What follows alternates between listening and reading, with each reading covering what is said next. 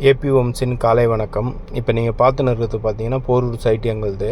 இந்த சைட்டில் பார்த்தீங்கன்னா பேஸ்மெண்ட் லெவலில் ஃபில்லிங் முடித்து தண்ணி ஊற்றி கூராட்டி மண்ணும் செட்டில் ஆகிடுச்சு. நல்லா ஒரு 10 days கழித்து தான் நாங்கள் இப்போ மேலே இருக்கிற எக்ஸஸாக இருக்கிற மண்ணெல்லாம் எடுத்துகிட்டு இப்போ என்ன பண்ண போகிறோம்னா செல் ஆயில் மிக்ஸ் பண்ணி நாங்கள் இதில் இது பண்ண போகிறோம். ஆனால் செல் ஆயில் போட்டதுக்கப்புறம் நம்ம பிசிசி போடுவோம்ல, அப்போ இதே போல் நீங்கள் ஒரு 3 இன்ச்சு நம்ம டை பீமுக்கு கீழே சுத்தமாக எல்லாத்தையும் இருக்கிற மண்ணெல்லாம் லெவல் பண்ணி எடுத்துகிட்டு அதுக்கப்புறம் தான் நீங்கள் பிசிசி போடணும். ஆனால் பிசிசி போடுறதுக்கு முன்னாடி இந்த செல் ஆயில் ஊற்ற மறந்துடாதீங்க.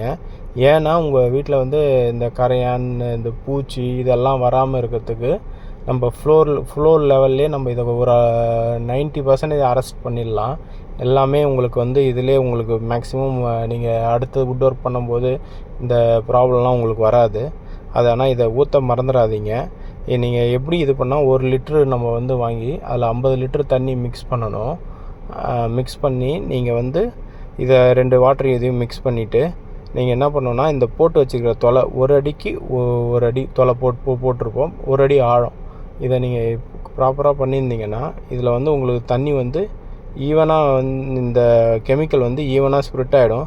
ஸ்ப்ரிட் ஆகிடுச்சுன்னா எந்த ஒரு பூச்சி தொல்லையோ எதுவுமே ஃப்ளோரிங் லெவலில் வராமல் அவாய்ட் ஆகிடும். அதனால் நீங்களும் நல்லா சேஃபாக இருக்கலாம். வீடு கட்டி முடிச்ச பிறகு இந்த கரையான் பூச்சி தொல்லையிலேருந்து எதுவுமே வராது. இதே போல் உங்களுடைய வீடை நாங்கள் கட்டித்தரணும்னு நினச்சிங்கன்னா எங்கள் நம்பருக்கு கான்டாக்ட் பண்ணுங்கள். எங்களை சப்ஸ்கிரைப் பண்ணுங்கள், ஷேர் பண்ணுங்கள். நீங்கள் எங்களுக்கு சப்போர்ட் பண்ணுங்கள். Thank you so much. வேறு எதனா டவுட்னால் எங்கள் நம்பருக்கு கால் பண்ணலாம் நீங்கள். தேங்க்யூ.